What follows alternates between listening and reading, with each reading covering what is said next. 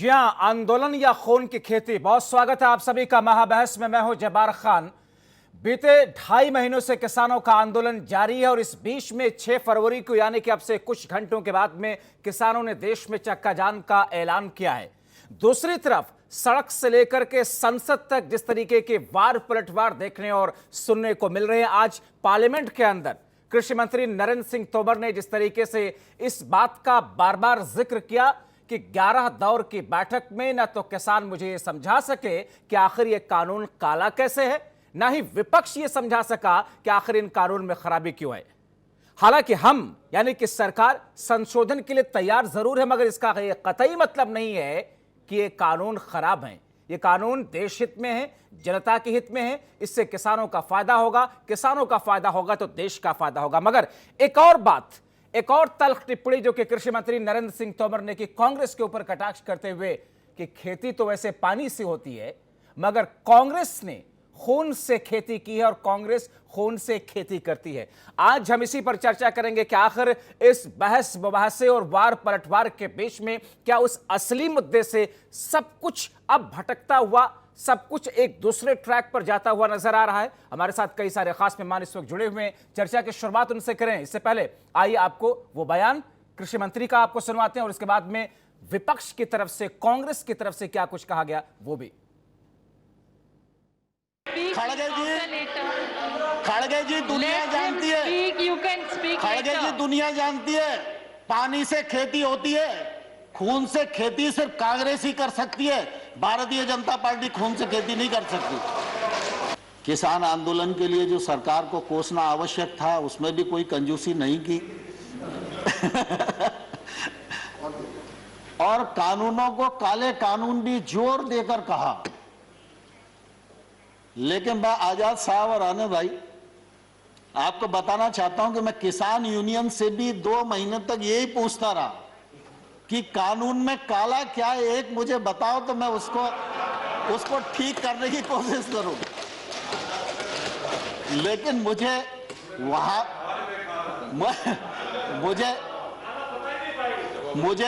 वहां भी मालूम नहीं पड़ा। और जब प्रतिपक्ष के मेंबर्स ने भी, दीपेन भाई आपका भी भाषण मैंने सुना, तो मैंने गौर से सुना कि कानून खराब है, कानून को रिपील कर दीजिए, वो हो ही जाएंगे और ऐसा वैसा सब लोगों ने अपनी बात की और करना भी चाहिए उन्हें। लेकिन कानून के प्रावधान को यह किसान के प्रतिकूल है, यह कम से कम किसी ने बताने की कोशिश नहीं की। कॉन्ट्रैक्ट फार्मिंग एक्ट का कौन सा प्रावधान है जो प्रावधान किसी भी व्यापारी को उस किसान की जमीन छीनने की इजाजत देता है? लेकिन लोगों को भड़काया जा रहा है, जमीन चली जाएगी। जहां पर भी एक्ट में अगर कॉन्ट्रैक्ट फार्मिंग का प्रावधान किया है, कॉन्ट्रैक्ट मूल्य का प्रावधान किया है, कॉन्ट्रैक्ट मूल्य से फसल का मूल्य बढ़ेगा सीजन पर तो उसका बोनस के रूप में हिस्सा किसान को मिलेगा, यह प्रावधान किया गया है। और किसान इस एक्ट से कभी भी बाहर हो सकता है, व्यापारी कभी भी बिना पैसे दिए इस एक्ट से बाहर नहीं हो सकता।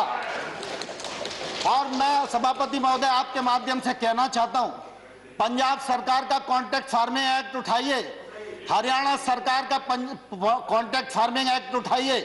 सवाल इसका है कि कॉन्ट्रैक्ट फार्मिंग एक्ट है नहीं है, और कॉन्ट्रैक्ट फार्मिंग एक्ट कब बना, और उस कॉन्ट्रैक्ट फार्मिंग एक्ट में अगर किसान गलती करेगा तो किसान को जेल जाना पड़ेगा। यह प्रावधान पंजाब के एक्ट में है। तो आपने कृषि मंत्री नरेंद्र सिंह तोमर को सुना। चर्चा की शुरुआत से पहले आइए विपक्षी पार्टियों की वो बातें जो कि तल्ख बयानी के रूप में भी देखने को मिली है आज सत्ता पक्ष और विपक्ष के रूप में, उसे भी सुनिए। देखिए, असल में भ्रमित किसान नहीं है, भ्रमित गवर्नमेंट है। अगर वो उसमें 1.5 साल के लिए उसको सस्पेंड करना चाहती है और उसमें 10 से 15 के बीच अमेंडमेंट भी करना चाहती है, तो इसका मतलब ये भी तो मानती है ना गवर्नमेंट कि इसमें कमियां हैं, इसमें कमियां हैं। तो इसलिए जिनको फ़ायदा देने के लिए कानून बनाया, जब वो कह रहे हैं लाखों की तादाद में बैठकर ठंड में कि हमें ये कानून नहीं चाहिए, तो फिर गवर्नमेंट की क्या मजबूरी है कि इन कानूनों को लागू ही करना है। अगर ये जालिम सरकार ये जालिम अहंकारी हुकूमत हमारी बात लिखने वाले किसी पत्रकार पे वार करेगी तो हम उसका जवाब देंगे। ये पंचायत इसकी भर्त्सना करती है। आज की लोकदल के आह्वान पे बुलाई गई पंचायत एक स्वर में होकर अगर कोई किसान पे लाठी बजाएगा, उंगली उठाएगा, उस उंगली को तोड़ने का काम करेंगे। हम धमकी देना चाहते हैं उनको। देखिए, सरकार खुद कहते हैं कि अमेंडमेंट करने की अगर जरूरत पड़े तो मैं करूंगा। इसका मतलब सरकार जो कानून बनाया थी उसमें कोई खामियां सरकार को जरूर निगाहों में आए हैं। ये तो पहले सरकार और खासकर तोमर साहब स्वीकार कर लिए हैं कि कानून में खामियां है। वही तो खामियां की बात हम लोग बार बार उठा रहे हैं।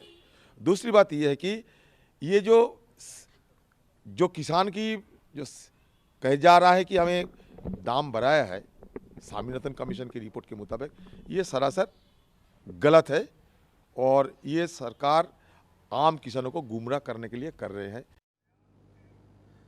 तो ऐसे में क्या ये मान लिया जाए कि इन तमाम एक्सरसाइज का कोई मतलब था ही नहीं जो कि सरकार और किसानों के बीच में हुआ, क्योंकि ये कहा गया कि हमें तो इसकी नेगेटिविटी यानी कि हमें इसके खराब वाले पहलू को आज तक बताया ही नहीं गया। कृषि मंत्री के शब्दों में अगर इन बातों का जिक्र करें तो जाहिर तौर पर एक ऐसी बात कृषि मंत्री नरेंद्र सिंह तोमर ने कही है जिसको लेकर के विपक्ष न सिर्फ तिलमिलाया है, खास तौर पर कांग्रेस पार्टी की तिलमिलाहट साफ तौर पर देखने को मिल रही है। हमारे सारे खास मेहमान इस वक्त हमारे साथ में जुड़ चुके हैं, उनका तारुफ आपसे कराते हैं। हमारे साथ में भारतीय जनता पार्टी के नेता और प्रवक्ता प्रकाश पांडे जी हमारे साथ हैं, कांग्रेस पार्टी के नेता और प्रवक्ता के तौर पर प्रियंका गुप्ता जी हैं, वरिष्ठ पत्रकार के तौर पर अनिल मिश्रा जी हमारे साथ में हैं, भारतीय किसान यूनियन के लोक शक्ति के अध्यक्ष मास्टर शिवराज जी हमारे साथ में सामाजिक कार्यकर्ता हमारे साथ ऋतु सिंह जी हैं। आप सभी का शुक्रिया के साथ में स्वागत है। शुरुआत में प्रियंका गुप्ता जी आपसे ही करना चाह रहा हूं। एक तरफ किसान आंदोलन कर रहे हैं और आप लोग खून की खेती कर रहे हैं।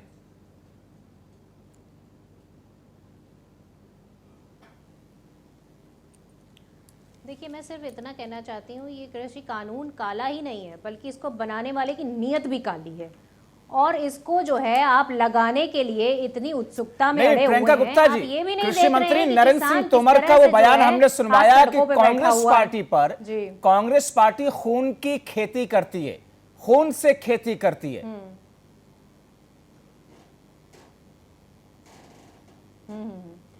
देखिए, ऐसा है, इस समय जो खेती कर रही है जो बीजेपी पार्टी, वो साफ साफ सबको दिख रही है। 126 से ज्यादा किसानों की मृत्यु हो चुकी है और जिस तरह से इनकी नीयत ये है कि रेड कारपेट किसानों की जो भूमि होती है उस पर बिछा दें अपने उद्योगपति मित्रों के लिए और जो रोटी है उसको लॉकर में बंद कर लें। तो ये है इनका सपना जो कभी होगा नहीं पूरा। और कांग्रेस पार्टी का जो उद्देश्य है वो किसानों की आवाज को बुलंद करना है, किसानों की समस्याओं को बुलंद करना है। आप ये बताइए, ये कैसा कानून है जिसमें आप खुद तैयार हैं 9 संशोधन करने के लिए, कुल 15 उसमें अमेंडमेंट, आप मान के चलिए जो उसमें क्लॉज है वो 15 है। ठीक है, हम विस्तार से इस पर चर्चा करेंगे। मैं एक कमेंट ले लूं सबसे। जयप्रकाश पांडे जी, अमेंडमेंट चाहिए। जयप्रकाश पांडे जी, कांग्रेस पार्टी तो जब आप खुद मानने को तैयार हैं कि ये जो कानून जयप्रकाश पांडे जी, तो आप ये किसी को समझ में आया नहीं, ना ही कांग्रेस पार्टी के नेताओं को कि आखिर कांग्रेस कैसे खून से खेती करती है। जरा आप ही समझा दीजिए।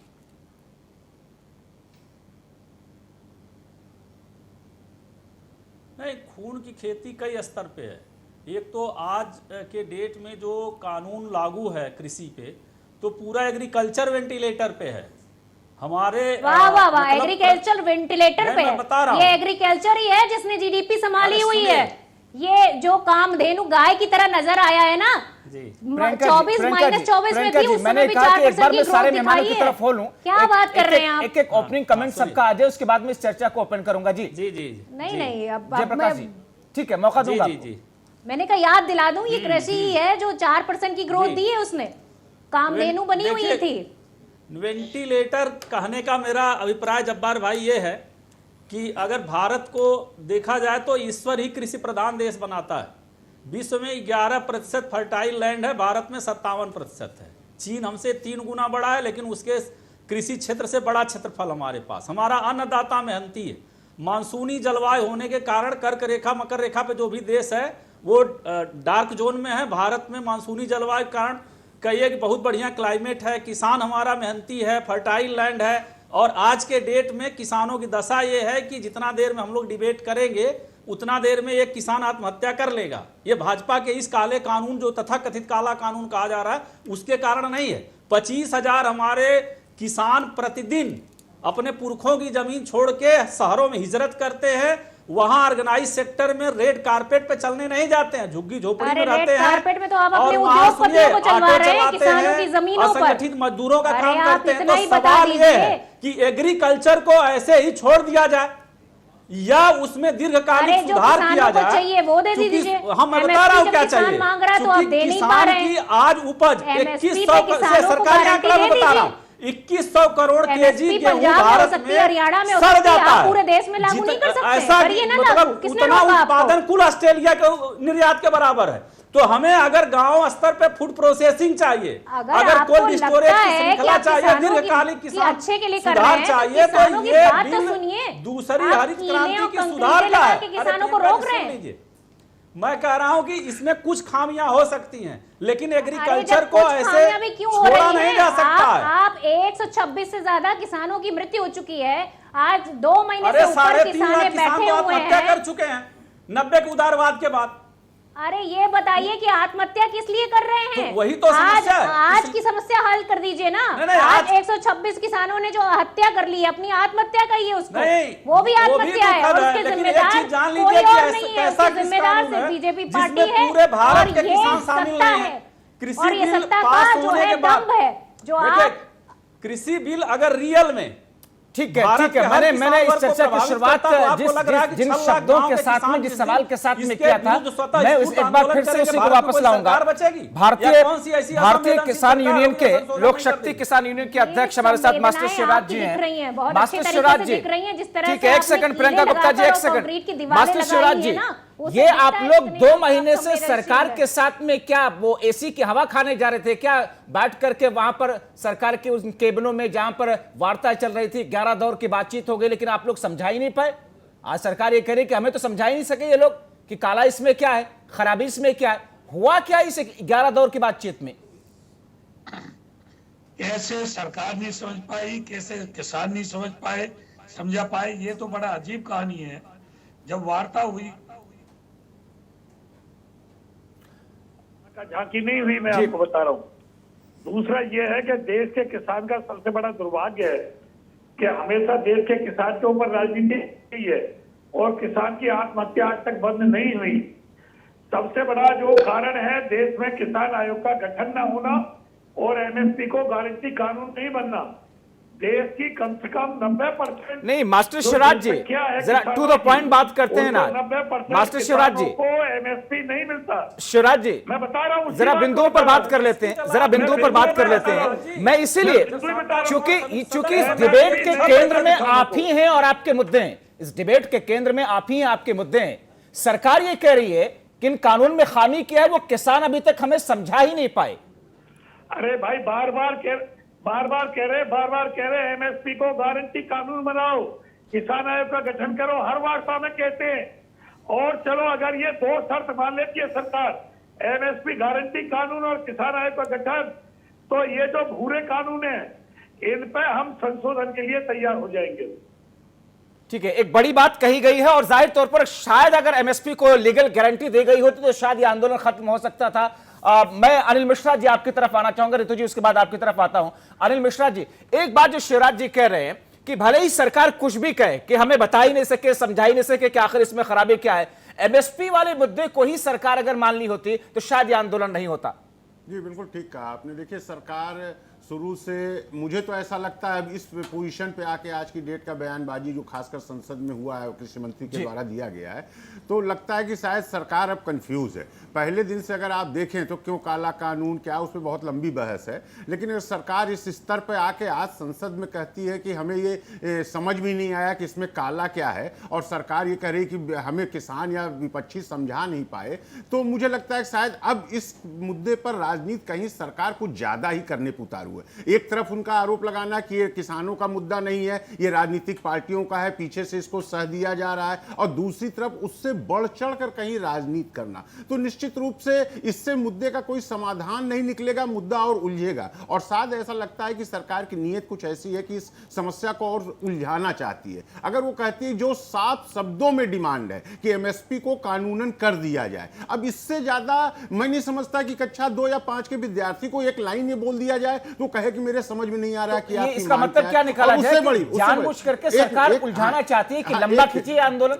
एक मिनट मैं आपको बता दूं, मतलब देखिए 2011 में कमेटी बनती है जब राज्य स्तरीय पे पूरे भारत सरकार की, और उसमें उस वक्त मोदी जी ही गुजरात के मुख्यमंत्री थे और उनको इसका चेयरपर्सन बनाया गया, और वो रिपोर्ट सबमिट करते हैं केंद्र सरकार को, तो ये यही लाइन लिख के देते हैं कि एमएसपी को कानूनी कर दिया जाए। और आज उनको ये बात समझ में नहीं आ रही किसान मांग क्या रहा है। तो सबसे बड़ा प्रश्न तो ये उठता है कि फिर 11 दौर की वार्ता, और हर बार निकलकर कृषि मंत्री मुस्कुराते हुए जब कहते थे कि बहुत खुशनुमा माहौल में बात हुई, किसानों ने अपनी बात कही, मैंने उसको समझा, मैंने अपनी बात कही, किसानों ने उसको समझा, और हम लोग अगली मीटिंग फिर बैठ के थोड़ी बहुत कुछ प्रॉब्लम रह गई है हम सॉल्व कर लेंगे। अगर आपको याद हो तो हर मीटिंग के बाद कृषि मंत्री ने कहा कि हम लोग समाधान के रास्ते पर चल पड़े हैं, अगली मीटिंग में समाधान हो जाएगा। और आज जब 11 दौर की वार्ता खत्म हो जाती है, उसके 1.5 महीने के बाद, इतने बवाल होने के बाद सदन में अगर कृषि मंत्री ये कहते हैं कि मुझे समझ भी नहीं आया काला कानून किसे क्यों कर रहे हैं या कमी क्या है, तो मुझे लगता है शायद अब सरकार इस पर राजनीति करना चाहती है, उस पर उलझा कर आंदोलन को डाइवर्ट करना चाहती है। देखिए जहां तक एमएसपी का सवाल है, हमारा शीर्ष नेतृत्व तो कई बार यह कह चुका है कि एमएसपी खत्म नहीं होने जा रही है, और जो गारंटी दे दीजिए ना, गारंटी तो मांग रहे हैं। सुनिए, असली समस्या ये है कि कृषि, सुनिए एमएसपी की आप गारंटी देंगे नहीं और खत्म करेंगे नहीं तो क्या मतलब? बताया था कि जब शांता कुमार समिति साफ रिपोर्ट दे चुकी है कि वर्तमान के जो मंडी व्यवस्था, अगर उसका पोस्टमार्टम करके नए रूप में उसे नहीं लाया गया तो एमएसपी का लाभ मिलता कितनों को है?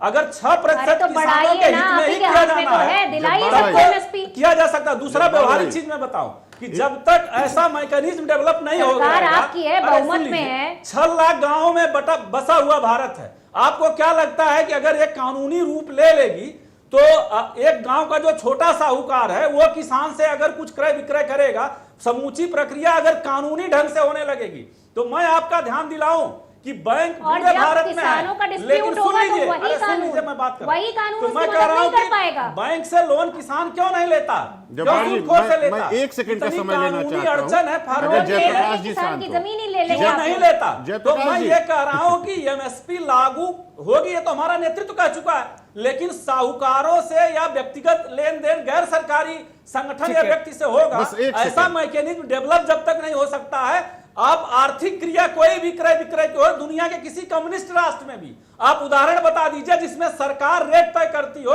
व्यक्ति का व्यक्ति या व्यक्ति के दुकान से। सरकार का क्रय अलग है, सरकारी क्रय केंद्र पे एमएसपी लागू होगी, लेकिन ये प्रैक्टिकली नहीं। अनिल मिश्रा जी एक उदाहरण हमें बता दें दुनिया का, रूस या किसी कम्युनिस्ट राष्ट्र चीन का भी, जहां व्यक्तिगत क्रय विक्रय किसान से कोई साहूकार ले रहा है या कहीं भी अपनी उपज दे रहा है, ऐसा संभव है इस सिस्टम में। उसके लिए दीर्घकालिक सुधार की जरूरत है, हमारा नेतृत्व उसके लिए भी संवाद कर रहा है। जयप्रकाश जी, मैं आपको जवाब देता हूं, अब आप धैर्य से सुन लीजिएगा। देखिए मैंने जो कहा था ना कि सरकार खुद मुद्दे को उलझा रही है। देखिए प्रश्न कहां है, किसानों की मांग क्या है, उस पर जवाब क्या दिया जाता है। किसान कहते हैं एमएसपी को कानूनन बना दीजिए, लेकिन चाहे जयप्रकाश जी हो, चाहे कृषि मंत्री हो, या जब भी मंत्री जवाब देते कहते हैं एमएसपी खत्म नहीं होने जा रहा, आप चिंता किस बात करते हैं। देखिए मुद्दा यहां उलझता है। दूसरा, मैं इन्हीं जयप्रकाश जी से पूछता हूं, इन्होंने इतनी बड़ी लॉजिक दी, चैलेंज भी किया, मैं इनसे पूछना चाहता हूं कि वो किसानों को बिहार का किसान बनाना चाहते हैं जहां एमएसपी और पीएमसी एक्ट नहीं लागू है, या पंजाब का किसान बनाना चाहते हैं? आखिर आप देश को कहां ले जाना चाहते हैं, सिर्फ इसका जवाब दे दीजिए। एक बिहार है जिसका उदाहरण आप देते हैं, बिहार की किसानी का क्या हाल है आप देख रहे हैं, किस तरह का हाल है ये भी आप देख रहे हैं। तो आप कृपया इस तरह की बयानबाजी न करें। पूर्वी उत्तर प्रदेश, बिहार, झारखंड, मध्य प्रदेश, जिसे बीमारू राज्य कहा जाता है, वहां जीवन निर्वाह की कृषि है, सरप्लस प्रोडक्शन ही नहीं है। इसलिए आप एक खास सूबे के किसानों की समस्या के आधार पर कोई ऐसा सिस्टम डेवलप नहीं कर सकते हैं। भारत के कृषि उत्पाद, किसानों की आर्थिक दशा और उनकी जोत का आकार में बड़ी विविधता है। एक प्रश्न का जवाब दे दें सिर्फ जयप्रकाश जी, सांचे पे आप ढाल ही नहीं सकते। सिर्फ एक प्रश्न का जवाब दे दें जयप्रकाश जी। हरियाणा किसानों को ज्यादा मिलता है, केंद्रीय खाद्य भंडारण एजेंसियां वहां ज्यादा एक मिनट सुन ले, एक मिनट जयप्रकाश जी सुन ले, एक मिनट, अरे सुन तो ले, पंजाब हरियाणा भारत है। अगर हम बिहार, उत्तर प्रदेश, एक मिनट सुन तो लीजिए आप। राजस्थान या झारखंड के किसानों के हितों के लिए बाजार से कृषि को जोड़ रहे हैं, एक मिनट सुन तो ले आप समझिए कि उसे तो उन किसानों का भी हित होना चाहिए, केवल पंजाब पूरे भारत जी। जयप्रकाश जी एक सेकंड सुन तो ले, आप भाषण देने लगे। मैं ये पूछता हूं कि ये वही मोदी जी हैं जो 2011 में जब मुख्यमंत्री थे, कोई ऐसा नहीं कि इधर उधर के थे, तब की समझ इनकी गलत थी या आज की समझ गलत है? केवल इस प्रश्न का जवाब दे दें। जब ये रिटर्न लिखित देते हैं चेयरपर्सन बन के कि नहीं साहब एमएसपी को कानूनन किया जाए, यही डिमांड है देश की, ये उनकी समझ तब गलत थी या आज गलत है? बस इतना सा जवाब दे दीजिए। चलिए, मुझे लगता है कि ये थोड़ा मुश्किल सवाल हो गया है जयप्रकाश पांडे जी के लिए। ठीक है। अब इस पर जवाब दे पाना शायद एक असमंजस की स्थिति है। मैं ऋतु सिंह जी की तरफ नहीं आ सका। ऋतु सिंह जी, मैं आपकी तरफ आता हूं। जैसा कि मैं आ रहा हूं जयप्रकाश पांडे जी। सभी अंचल के किसानों का ठीक है सर। ऐसा होता है कई बार कि जब हम विपक्ष में होते हैं तो हम उन मुद्दों को उठाते हैं, लेकिन हम जब सरकार में आते हैं तो उनको लागू नहीं करते हैं, या जब राज्यों में होते हैं तो उन मुद्दों को उठाते हैं, जब केंद्र में आ जाते हैं उन मुद्दों को दरकिनार कर देते हैं। हालांकि जवाब आपके लिए मुश्किल जरूर होगा, लेकिन ऋतु सिंह जी, आलोक जी ने कहा, अनिल मिश्रा जी ने कहा कि इस पर राजनीति बहुत ज्यादा हावी हो गई है और सरकार एक असमंजस की स्थिति ले आई है। ये राजनीति कौन ज्यादा कर रहा है? विपक्ष राजनीति ज्यादा कर रहा है जैसा कि आरोप लग रहे हैं, या फिर सरकार राजनीति इस पर कर रही है इसलिए कोई फैसला नहीं ले पा रही है, इसलिए कह रही कि साहब नहीं, जो हमने कह दिया वही सच? बिल्कुल जब्बार भाई, देखा जाए तो राजनीति दोनों ही पक्ष कर रहे हैं। और जैसे अभी बात हो रही है, हमारे मित्र बोल रहे थे अनिल जी कि जब मोदी जी उस टाइम पर मोदी जी इसी कानून की मांग कर रहे थे, तो हमारे देश में एक राजनीतिक रिवाज है जब्बार भाई कि जो भी पक्ष जो सत्ता पक्ष पे है और विरोधी पक्ष को उनका विरोध करना ही करना है, भले ही जब विरोधी पक्ष सत्ता में आ जाए और फिर वही चीज़ उनको वो सही लगता है और वो उन्हीं नीतियों पर वो काम करते हैं, समर्थन देते हैं अपना। तो ये तो हमारे देश की एक विडंबना ही कही जाएगी कि जो अगर सत्ता ने कुछ अच्छी चीज़ भी की, अच्छा कानून भी है, तो भी विरोधी को उनका विरोधी पक्ष को विरोध करना ही करना है। तो ये नहीं कहा जा सकता कि कांग्रेस ज़्यादा प्रबल है इस टाइम पे या बीजेपी, लेकिन जो भी हो रहा है इसमें सबसे ज़्यादा नुकसान किसानों का हो रहा है। इतने सारे किसान 126 से ज़्यादा आत्महत्या कर चुके हैं या मतलब उनकी डेथ हो चुकी है, मर चुके हैं, और इतनी ठंड में वो आंदोलन में डटे हुए हैं। तो ये सब कहीं से ही बहुत निंदनीय और बड़ा विषाक्त माहौल हो गया है। जयप्रकाश पांडे जी, मैं आपसे एक सवाल लेता हूँ, फिर मास्टर शिवराज जी आपकी तरफ आऊंगा। इसका निष्कर्ष क्या ये निकाले जयप्रकाश पांडे जी कि सरकार को अब चिंता नहीं है इस आंदोलन को, अगर ये आंदोलन 1 साल 2 साल 3 साल लोकसभा चुनाव तक चलता रहे तभी सरकार को कोई फिक्र नहीं है? सरकार ने ये सोच लिया है, मन बना लिया है, इसलिए सरकार अपना खामोशी से बैठी हुई है कि बातचीत का दरवाजा हम खोले हुए हैं, आप बातचीत करना चाहते तो कीजिए या फिर धरना प्रदर्शन करते रहिए। कैसे समझे फिर इसको? ऐसा नहीं है जब्बार भाई, भारतीय जनता पार्टी पूरी तरह संवेदनशील सरकार है और वो किसानों से सतत संवाद कर रही है।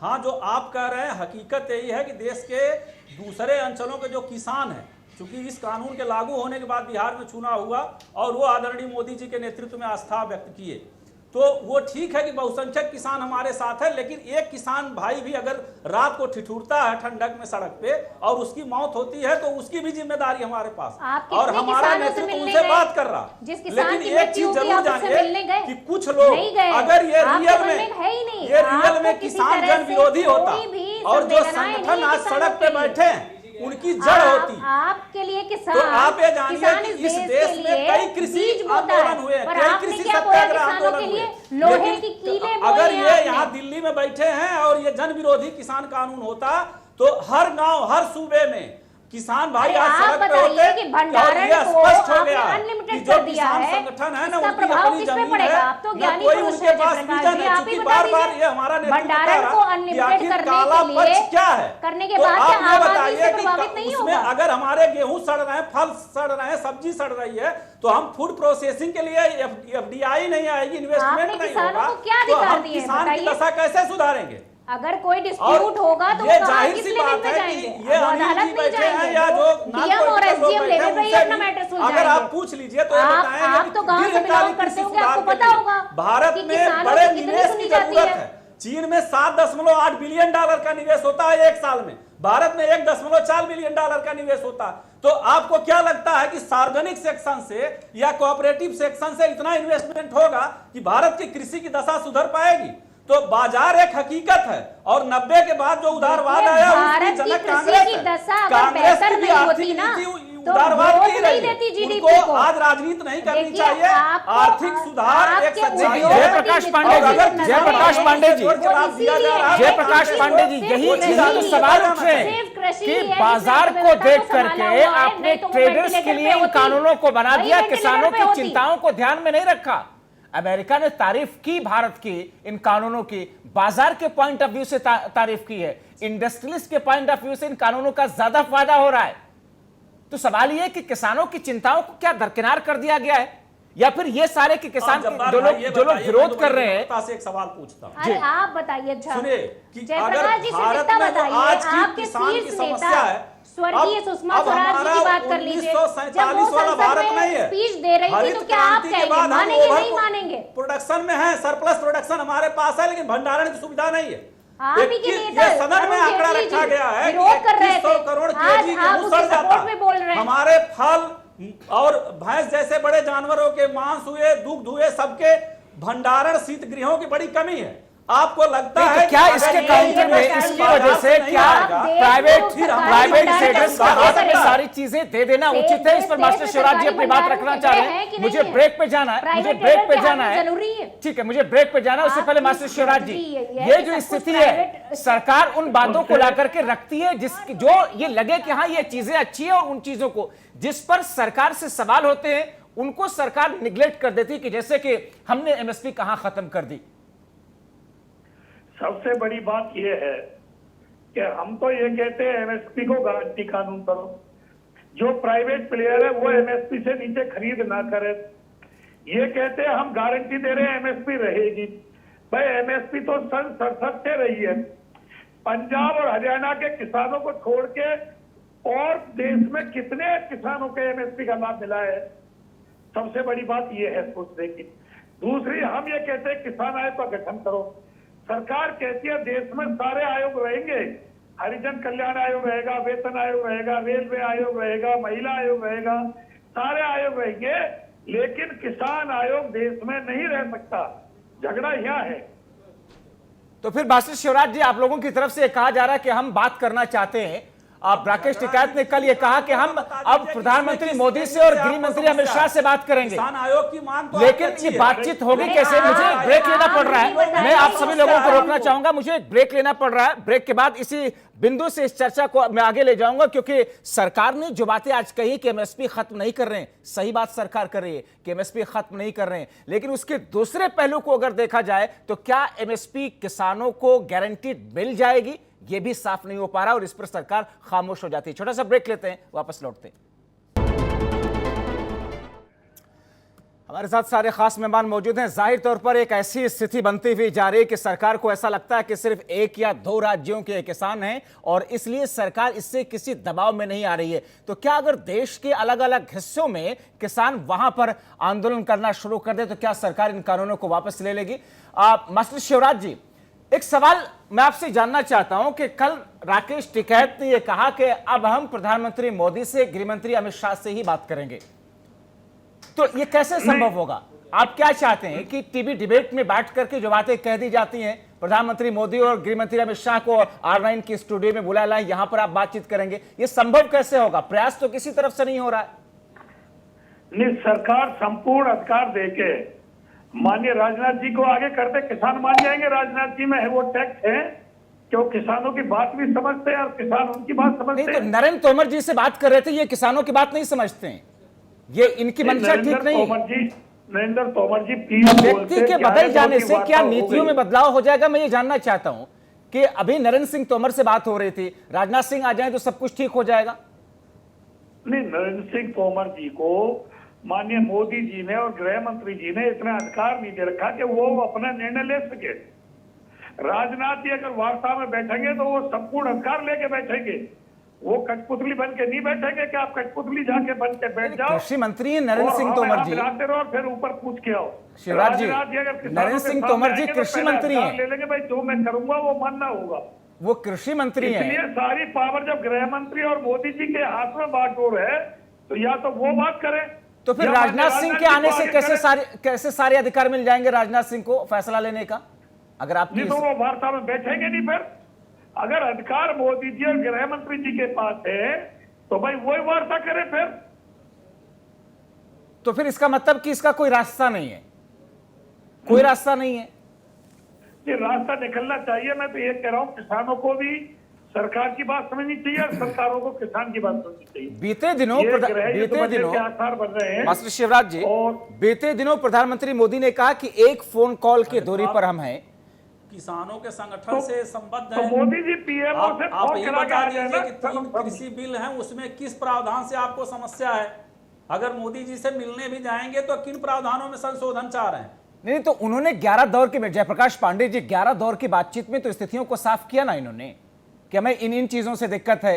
आपकी सरकार ने करीब 15-17 संशोधन के लिए तैयार भी हो गई। पूरे कानून को खारिज करते हैं कि वापस लो।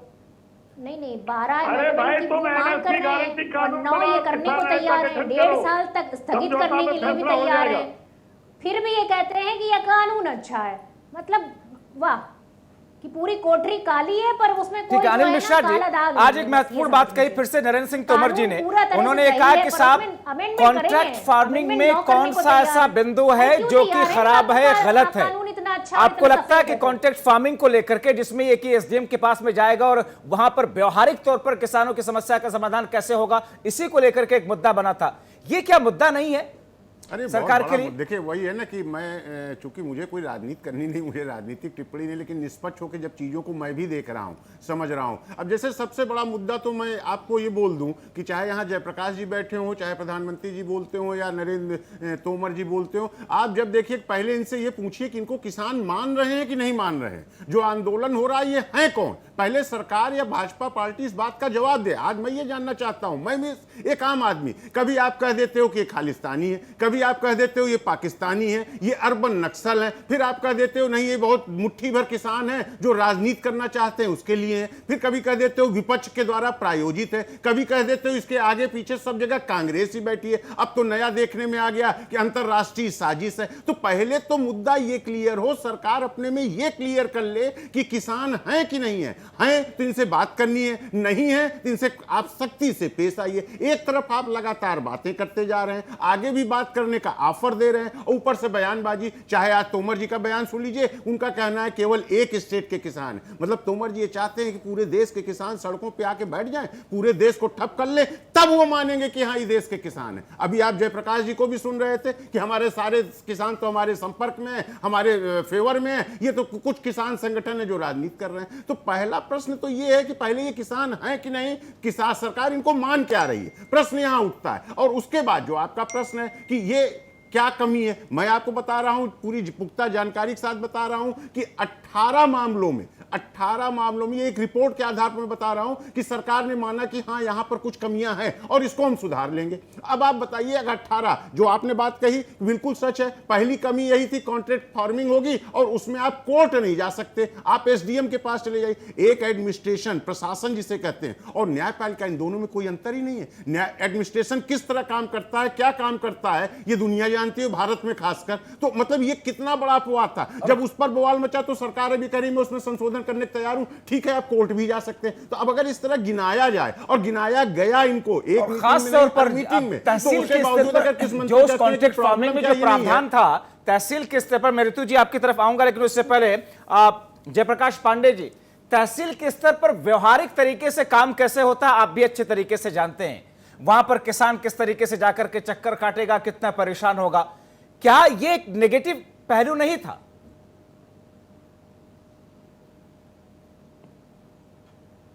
देखिए जब्बार भाई, भारत का जो शासन है उसमें जिस एसडीएम तहसील इकाई की बात कर रहे हैं अनिल जी, आज भी आज के डेट में राजस्व से संबद्ध अर्ध न्यायिक शक्तियां एसडीएम के पास है और वो एक सरकारी अधिकारी है।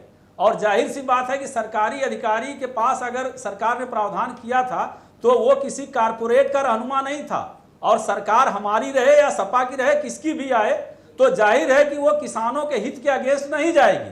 सरकार इस मंशा से प्रावधान की थी, लेकिन और जो कि संविधान कौन सुनिश्चित करेगा कि किसानों के हित में सरकारें नहीं जाएंगी या एसडीएम नहीं जाएगा? तो सरकार उस पर तैयार है। पहली बात तो ये, और दूसरा सुनिए, जो अनिल भाई ये कह रहे थे कि सरकार किसान मानती है कि नहीं मानती। सरकार किसान मानने के लिए तैयार है, हमेशा मानती है, ये किसान को भी किसान मानती है। लेकिन क्या आपको लगता है कि 6 लाख गांव में बिखरा हुआ जो किसान समाज है वो सबकी रहनुमाई दिल्ली बॉर्डर पे बैठे लोग कर रहे हैं? क्या हमारा किसान राष्ट्रध्वज को अपमानित करेगा? क्या हमारा किसान राष्ट्र विरोधी बातें करेगा? तो इस देश में किसान आंदोलन नहीं हुए?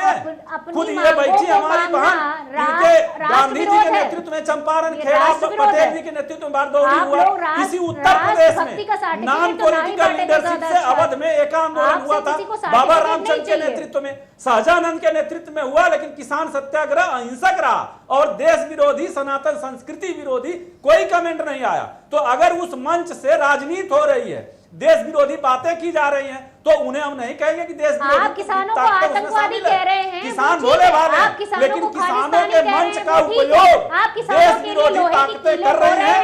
राजनीतिक दल जो अपना जनाधार खो चुके हैं, वो ठीक है, जिनको जनता ने खारिज कर दिया है, वो भी उस किसान के स्वतः स्फूर्त और बुलावे में दिए गए जो विरोध हो रहे हैं उसको अपना समझ के एक राजनीतिक बैसाखी समझ रही है। इसका विरोध हम कर रहे हैं। किसान तो हमारे लिए अन्नदाता है। एक किसान भी अगर विरोध कर रहा है तो हमारा नेतृत्व पूरी संवेदना से उसे संवाद कर रहा है और उसकी आशंकाएं भी निर्मूल कर रहा है। क्यों नहीं मान जाते हैं आप लोग? जब उसमें अमेंडमेंट करने को तैयार है, उसको स्थगित करने को तैयार है 1.5 साल के लिए, अरे तो मान जाइए, खत्म करिए इस कानून को। उसे खत्म करने का मतलब कांग्रेस का जो उदारवाद है, सुनिए मैं बता दूं, अगर ये काला कानून है जब्बार भाई, तो इस काले कानून की आत्मा उदारवाद है और इस आत्मा के जन्मदाता मनमोहन सिंह है। देश की इंडस्ट्री सर्विस सेक्टर में अगर उदारवाद है तो एग्रीकल्चर को आप कितना दिन रोक लेंगे? कांग्रेस का सपोर्ट एग्रीकल्चर को क्यों वंचित करेंगे? उदारवाद के बाद अगर Anil Mishra ji, Congress party service section में ग्रोथ हुई है, कांग्रेस पार्टी के कुछ सवालों को लेकर के कहा जाता है कि साहब उस वक्त क्यों नहीं विरोध किया गया था और इसकी जननी तो कांग्रेस है या मनमोहन सिंह के वक्त का उदाहरण दिया जा रहा है। क्या ये न्याय संगत है? ये बात आप लोग -23 में पहुंच गई है जीडीपी देश नहीं, देखिए जब्बार भाई, यही दिक्कत है कि राजनीति कैसी हो रही, क्या हो रही है, ये आम आदमी को समझना चाहिए। यही बिल जब 2014 के पहले कांग्रेस सरकार ला रही थी तो उस वक्त क्या स्थिति थी, यही जो आज सत्ता में है जो पार्टी, राजनीतिक पार्टी, किस तरह का विरोध किया गया था, क्या क्या बातें कही गई थी। अगर आपको याद हो उस वक्त, अगर आप पत्रकारिता के दौर में जरूर रहे होंगे तो आप याद करिए कि सुषमा स्वराज जी का, अरुण जेटली जी का सदन में वो बयान जो उन्होंने एक भाषण दिया था, रैलियां कर करके जगह जगह पे जिस तरह की बातें कही गई थी, आज वही बिल उसी ढंग से ले आके सरकार सत्ता में बैठकर वो राजनीतिक पार्टी उसके फेवर में कितना बोल रही है। और जो पार्टी उस वक्त सत्ता में थी और ये बिल ला रही थी, वो विरोध करने वालों को कितना लताड़ रही थी। तो मतलब ये देखिए राजनीति किस तरह हो रही है। उस वक्त ऐसे की गई थी, आज ऐसे की जा रही थी। किसान जो उस वक्त भी बेचारा परेशान था, आज भी परेशान है। तो दिक्कत ये है कि ये राजनीतिक पार्टियां अपनी अपनी राजनीतिक रोटी सेकने के लिए किसानों को एक मोहरा बना रहे हैं। किसानों के कंधे पर उस वक्त भाजपा ने बंदूक चलाई थी, आज बाकी विपक्षी पार्टियां चला रही हैं। लेकिन मैं फिर जयप्रकाश जी से कहूंगा कि उनका यह कहना है कि कुछ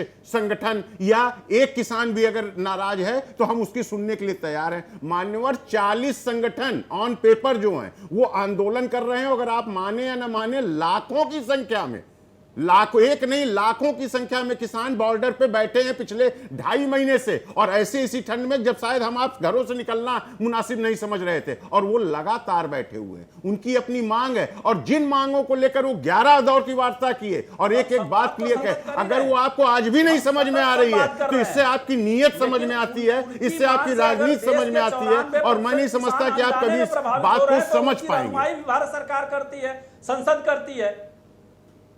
ऋतु सिंह जी, जाहिर तौर पर किसान सरकार के पास में एक बात यह भी है कि साहब ये तो 1-2 राज्य के किसान हैं, देश के अलग अलग हिस्सों से किसानों की आवाज नहीं उठ रही है। तो क्या सरकार ये चाह रही है कि पूरे देश से विरोध की आवाजें उठनी शुरू हो जाए, तब सरकार इस पर ध्यान देगी? और ऐसी स्थिति में कहीं ना कहीं सरकार ने इस किसान आंदोलन की तरफ से लोगों का ध्यान हटा करके सत्ता पक्ष वर्सेस विपक्ष करने की अब कोशिश कर दी है। हाँ, बिल्कुल यही हो रहा है। सत्ता पक्ष और विपक्ष में ही लड़ाई, जो आरोप प्रत्यारोप की लड़ाई हो गई है। राजनीतिक संगठन एक तरफ हो गए हैं। और देखिए, अभी माननीय प्रधानमंत्री जी ने कहा था 3-4 दिन पहले कि एक फ़ोन कॉल की दूरी है, तो ये भी चीज़ नहीं समझ में आ रही है कि आखिर क्या प्रॉब्लम है, क्यों प्रधानमंत्री जी सामने नहीं आ रहे। या हमारे माननीय प्रधानमंत्री जी बहुत विद्वान हैं और इस मुद्दे का वो बहुत अच्छा निष्कर्ष निकाल सकते हैं। किसान लोग ये बोल रहे हैं कि वो अपनी बात समझा नहीं पा रहे हैं उनको। तो 11 वार्ता जो हुई है इतनी, एक तो मुझे सबसे ज़्यादा लगता है कि इसमें इतनी गैप क्यों करते हैं। अगर आप कोई वार्ता का निष्कर्ष नहीं निकल रहा है तो आप लगातार वार्ता कीजिए ना, क्योंकि किसान भी ठंड में रात दिन बैठे हुए हैं। आप उसको टाल रहे हैं 4 दिन 5 दिन बाद, ठीक है, और उसके बाद भी कुछ भी नहीं समझ में आ रहा है। दूसरी बात जो हमारे मित्र ने कही कि आप पहले ये बताइए कि आप किसान मान रहे हैं कि नहीं। उनको आप खालिस्तानी, पाकिस्तानी कुछ भी कहिए, लेकिन जो सबसे बुरा शब्द, जो कि हर तरह से निंदनीय है, जो भी इस आंदोलन का विरोध कर रहा है, उसको आप देशद्रोही बोल रहे हैं। ये कहाँ का न्याय है? मतलब ये क्या है हमारे देश में, जहाँ पर अपने अधिकारों के लिए लड़ाई लड़ना, आंदोलन करना ये जुर्म तो नहीं है। अगर वो किसान हैं और अगर अपने अधिकारों के लिए लड़ रहे हैं तो ये जुर्म नहीं है।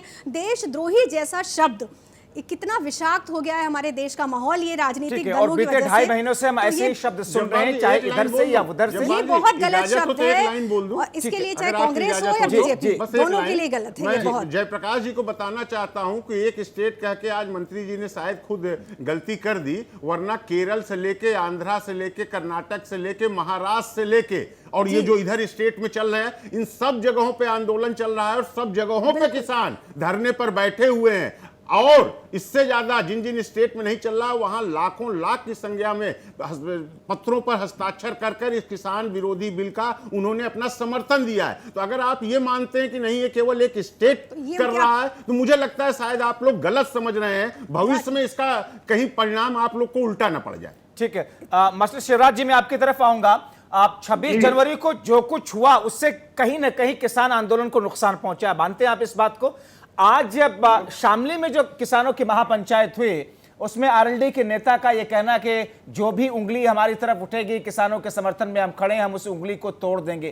क्या ऐसी भाषा का इस्तेमाल भी आप लोगों के आंदोलन को नुकसान नहीं पहुंचाएगा? वो आरएलडी का जवाब आरएलडी वाले देंगे। मैं कोई आरएलडी या कांग्रेस या सपा बसपा नहीं, मैं आपके आंदोलन से जुड़ा हुआ सवाल पूछ रहा हूँ। क्या आंदोलन को इससे फायदा होगा ऐसी भाषा का? वो कह रहे हैं कि हाँ हमारी ये धमकी है। देखो, विपक्ष अपनी विपक्षी भाषा बोलेगा ना। मैं विपक्ष पर कोई टीका टिप्पणी करूंगा, ना मैं उनकी कोई वकालत करूंगा। मैं उनका वकील भी नहीं हूं और मैं टीका टिप्पणी भी नहीं करूंगा। मैं तो कह रहा हूं, जब आंदोलन होता था तो माननीय राजनाथ जी भी जब विपक्ष में होते थे तो पंचायत में जाते थे, स्पीच देते थे। जो विपक्षी में होता है वो विपक्षी भूमिका निभाता है। बहुत जरूरी प्रश्न हमारा झगड़ा विपक्ष से लड़ना नहीं है। जब्बार जी, हमने जो सरकार यूपी उत्तराखंड को कल अलग क्यों छोड़ दिया गया? जी जी, तो ठीक है, आपकी बात ठीक है कि आप उस पर टिप्पणी नहीं करना चाहते। हालांकि प्रियंका गुप्ता से मैं ये सवाल जरूर पूछूंगा कि आखिर विपक्षी पार्टियों की तरफ से ऐसी भाषा का इस्तेमाल क्यों किया जाता है? क्या इससे आंदोलन कमजोर नहीं होगा? जब आप पर इस बात का आरोप लगता है कि आप लोग राजनीति कर रहे हैं, इसके सारे से सियासी रोटी सेक रहे हैं। लेकिन कल 6 फरवरी को चक्का जाम का आह्वान है मास्टर शिवराज जी। ऐसे में दिल्ली एनसीआर, यूपी उत्तराखंड, यहां पर आप लोग नहीं कर रहे हैं, कोई खास वजह इसके पीछे? नहीं, कारण ये है कि ये जो भाजपा के प्रवक्ता चैनल पे बैठ के ये कह देते हैं कि पूरे मतलब हरियाणा, पंजाब और पश्चिमी उत्तर प्रदेश में ये आंदोलन है, बाद बाकी किसान सब संतुष्ट है। तो किसान मोर्चा में आल भारत का आंदोलन का आह्वान किया है, क्योंकि रेल बंद है और दूर का किसान या बॉर्डर पे नहीं आ सकता। तो वहीं से वो अपना ज्ञापन प्रेषित करेगा और सरकार से इन जो कानून आए हैं इनको वापसी की या संशोधन की, एमएसपी गारंटी की, किसान आयोग की गठन की मांग करेगा वहां से।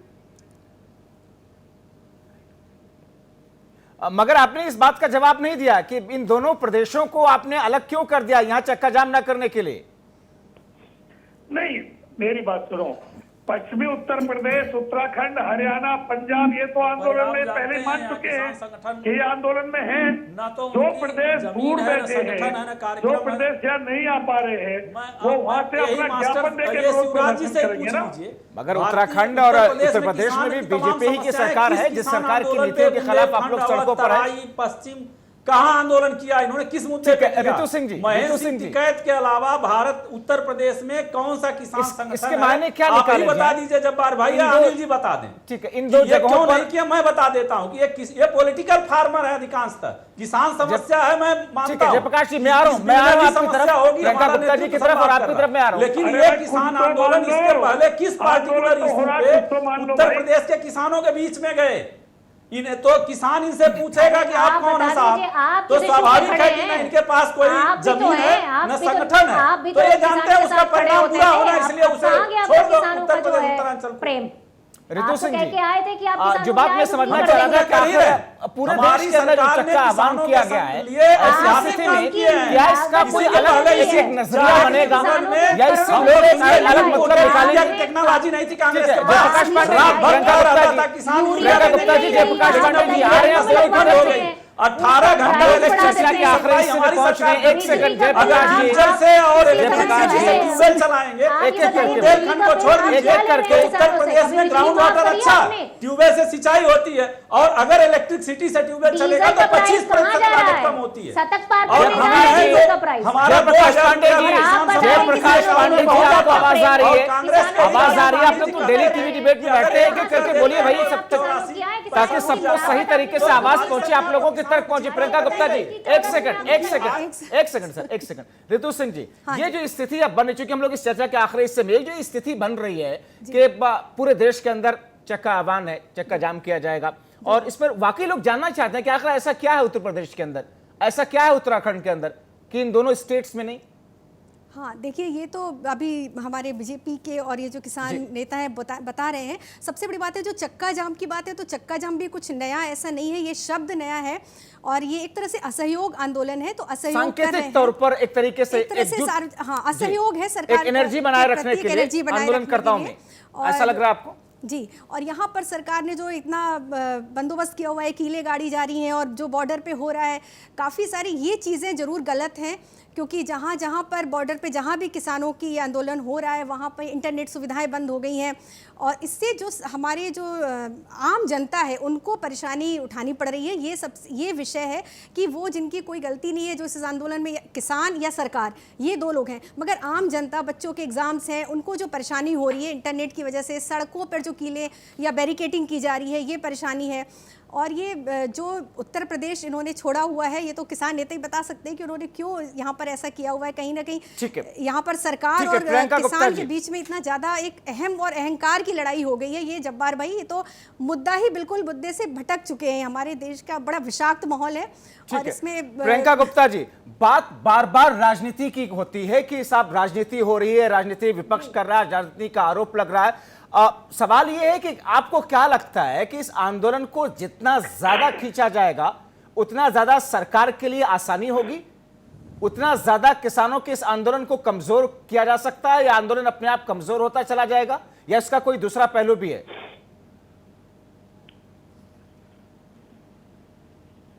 देखिए जब्बार जी, ये आंदोलन कमजोर होने वाला है नहीं, क्योंकि किसान अपने मुद्दों से पीछे नहीं हटने वाले। ये उनकी अस्तित्व की लड़ाई अब बन चुकी है। और जिस तरह से आप कह रहे हैं कि ये एक तुगलकी फरमान की तरह है, कांग्रेस पार्टी कभी भी तुगलकी फरमान लेकर नहीं आती थी। कांग्रेस पार्टी हमेशा कोई भी बिल लेकर आती थी या कोई भी प्रावधान लेकर आती थी, उसके पायलट प्रोजेक्ट बनाए जाते थे। हमारे संविधान में भी कृषि के लिए जो है राज्य सूची में रखा गया है कि आपको अगर कोई बिल बनाना है तो राज्य सूची की तरह, क्योंकि जलवायु की दृष्टि से यहाँ पर बहुत विविधताएं हैं। किसान की ज़रूरतें अलग हैं, किसान के जो है फसलें अलग हैं, और किसानों को जो समस्याएं हैं वो भी अलग हैं। तो उस हिसाब से अगर आप एक तुगलकी फरमान लेकर आएंगे कि पूरे देश के किसानों को एक तरह से ट्रीट करेंगे, तो ये संभव नहीं है। इसीलिए आज इतना तगड़ा विरोध हो रहा है, और इस बात को जो है यहाँ बीजेपी के प्रवक्ता बैठे हैं वो अच्छी तरह से जानते हैं, वो तो बहुत ज्ञानी है, उन्हें ये बात पता है कि अगर एक तुगलकी फरमान आप लेकर आएंगे और सब पर एक जैसा लागू कर देंगे तो यहाँ नहीं चल पाएगा। यहाँ आपको समझना पड़ेगा कि खेती किस चीज की हो रही है, किसानों की जरूरत क्या है और किसानों की समस्या क्या है। आप किसानों को फैसिलिटी दीजिए ना, आप किसानों को एमएसपी जो है उसको गारंटी दीजिए ना। आपकी जेब से तो जा नहीं रहा है। अगर कोई भी खरीदे, मैं कहती हूँ कि सरकार को इस पे खर्च करने की आवश्यकता नहीं है, कोई भी खरीदे वो एमएसपी पे खरीदे। जयप्रकाश पांडे जी, लेकिन नहीं करेंगे ये। अब मध्य प्रदेश में आपकी सरकार है, आपकी पार्टी की, वहां के गृह मंत्री ये कहते हैं कि ये आंदोलन बहुत खतरनाक है, बहुत घातक है। अगर ये लोग कामयाब हो गए तो फिर सीए के खिलाफ में, 370 के खिलाफ में ऐसे लामबंद होंगे, इसलिए इस आंदोलन को कामयाब नहीं होने देना है। ये भी तो राजनीति है।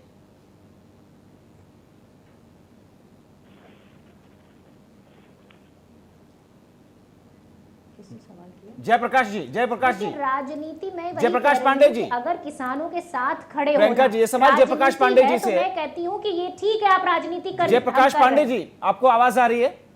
जी। मध्य प्रदेश में आपकी सरकार है, वहां पर नरोत्तम मिश्रा ये कहते हैं कि ये एक प्रयोग है और अगर ये लोग आंदोलन में कामयाब हो गए तो फिर आप सीए और उसके बाद में 370 के खिलाफ में ऐसे आवाज उठेगी और फिर वो भी वापस लेने के लिए मजबूर करेंगे। क्या अब लेवल ये पहुंच रहा है? अब देखिए, वो एक राज्य विशेष के मंत्री हैं और ये उनकी व्यक्तिगत टिप्पणी हो सकती है। और ये जरूर है कि अगर कोई भी सरकार कानून बनाती है तो जाहिर है कि जनता से चुन के आए हुए सांसदों द्वारा ही कानून बना है।